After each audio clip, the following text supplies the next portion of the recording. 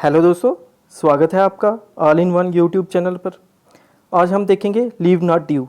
ये under rule 30 की आती है लीव रूल्स के। लीव नॉट ड्यू ये सिमिलर है हाफ पे लीव की, बस हाफ पे लीव और लीव नॉट ड्यू में एक ही डिफरेंस है, वो है कि जो हाफ पे लीव है वो हम जब अर्न कर लेते हैं उसके बाद वो मिल सकती है, बट ये हम एडवांस में भी ले सकते हैं।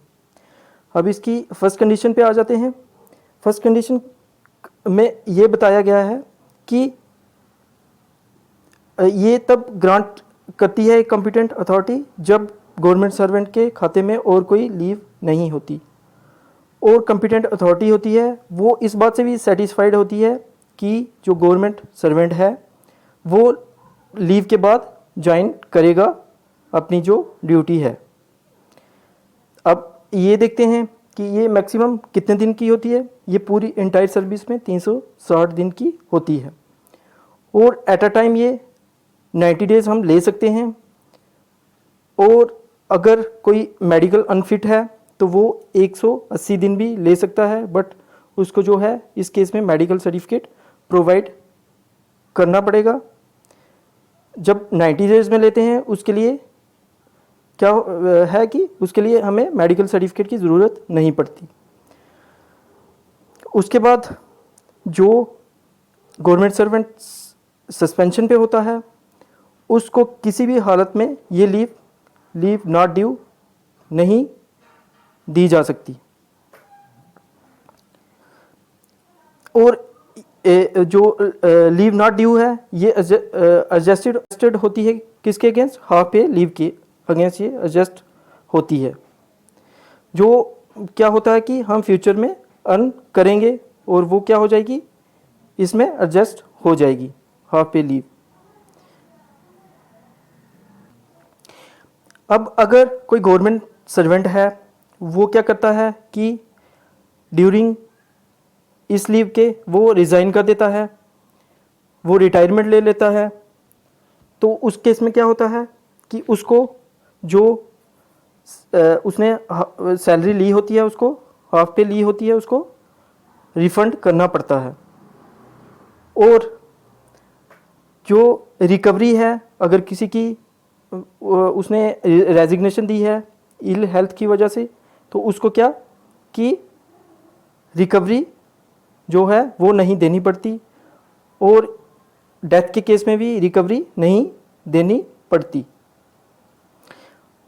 अब नेक्स्ट केस में हम देखते हैं कि अगर जो गवर्नमेंट सर्वेंट है वो लीव काट के आ गया वापस उसने ज्वाइन कर लिया, और क्या हुआ कि थोड़ी देर बाद वो वापस रिज़ाइन देना चाहता है, जहाँ वो रिटायर होना चाहता है, तो उस केस में क्या होता है कि उस केस में उसको जो सैलरी मिली होगी उस केस में भी उसको रिफ़ंड करना पड़ेगा।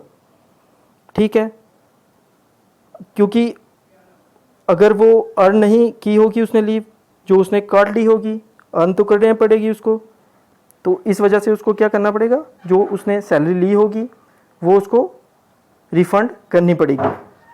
बट इसमें भी जो कंडीशन कौन सी, इल हेल्थ वाली और डेथ वाली, वो एप्लीकेबल होगी। ये लीव सिर्फ परमानेंट और क्वासी परमानेंट एम्प्लॉय को दी जाती है, बट टेम्परेरी एम्प्लॉय को भी ये लीव दी जा सकती है। उसके लिए कुछ कंडीशनें हैं, जैसे वो लाइफ कंज्यूमिंग डिजीज़ के साथ उसको कोई हो गया है, सफ़र हो गया है, जैसे उसको टीबी हो गई है, उसको कैंसर हो गया है, लेप्रोसी हो गई है, जहाँ मेंटल इलनेस हो गई है। और इसमें फिर क्या कंडीशंस आ जाती हैं, इसमें ये कंडीशन आ जाती है कि जो कॉम्पिटेंट अथॉरिटी होगी वो सेटिस्फाइड होनी चाहिए कि उसकी जो गवर्नमेंट सर्वेंट है उसकी सर्विस 1 साल पूरी हो गई है।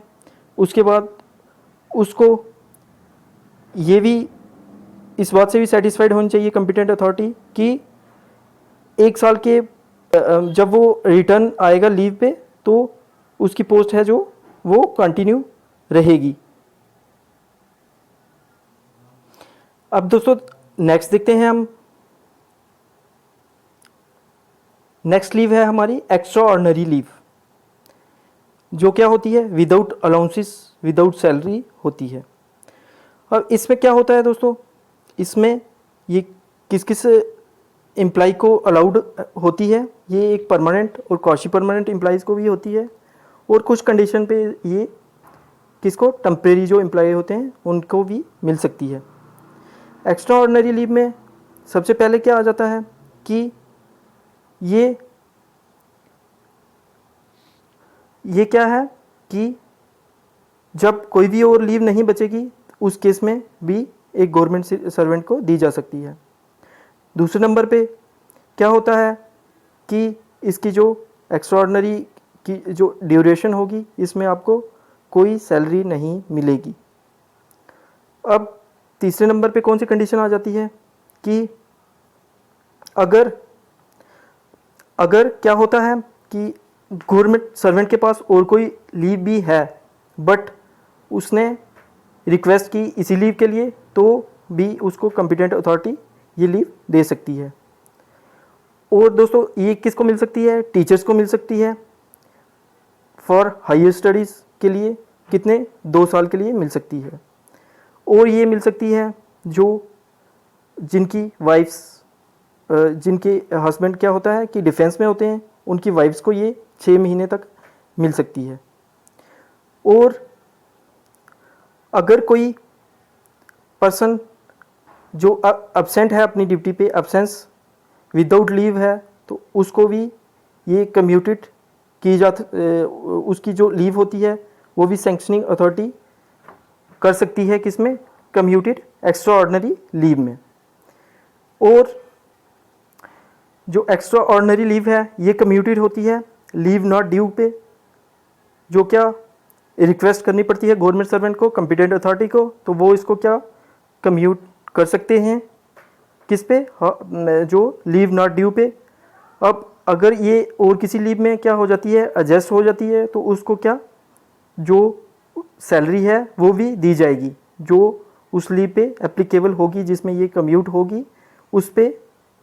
नेक्स्ट आ जाता है कि जो टेम्परेरी एम्प्लॉई होते हैं उनको भी ये मिल सकती है, बट उसमें वापस कंडीशंस आ जाती हैं। जो विदाउट सर्टिफिकेट उसको कितने 90 डेज मिल सकती है, 3 महीने। फिर मेडिकल सर्टिफिकेट पे कितनी मिल सकती है, 6 महीने मिल सकती है। उसके बाद अगर टेम्परेरी एम्प्लॉई को कोई लाइफ कंज्यूमिंग डिजीज़ हो गया तो उस केस में उसको कितनी मिल सकती है, 18 महीने मिल सकती है। अब हम नेक्स्ट देखेंगे क्वारंटीन लीव। क्वारंटीन लीव ये अंडर रूल 44 में आती है दोस्तों। इसमें क्या होता है, ये एक गवर्नमेंट सर्वेंट को तब मिल सकती है जब उसके एरिया में इन्फेक्शियस डिजीज़ कोई स्प्रेड हो गया है और वो खुद भी विक्टिम बन गया है उस इन्फेक्शियस डिजीज़ का। अब ये कितने दिन की हो सकती है, ये 21 दिन की हो सकती है, और एक्सेप्शनल केसेस में ये 30 दिन की भी हो सकती है। और इसके साथ क्या होता है, ये किसी भी लीव के साथ कंबाइन हो सकती है, वेकेशंस के साथ कंबाइन हो सकती है। अगर इसकी नेसेसिटी हो उसमें, मतलब और कोई कंडीशन ना बचे, तो ये उनके साथ भी क्या हो सकती है, मर्ज हो सकती है। अब देखेंगे जो ये इन्फेक्शियस डिजीज़ हैं ये कौन कौन से आ जाते हैं दोस्तों। ये आ जाता है स्मॉल पॉक्स और टाइफस फीवर, डिप्थीरिया और कॉलेरा। ये इसमें डिजीज़ जो हैं इनको क्या घोषित किया गया है कि ये इन्फेक्शियस डिजीज़ हैं। इसके साथ दोस्तों आज की वीडियो यहीं पे ख़त्म करते हैं, और आपसे रिक्वेस्ट है कि चैनल को सब्सक्राइब करें, लाइक करें, और अगर कहीं पे भी आपका डाउट रहता है तो कमेंट बॉक्स में कमेंट करें। Thank you for watching all in one YouTube.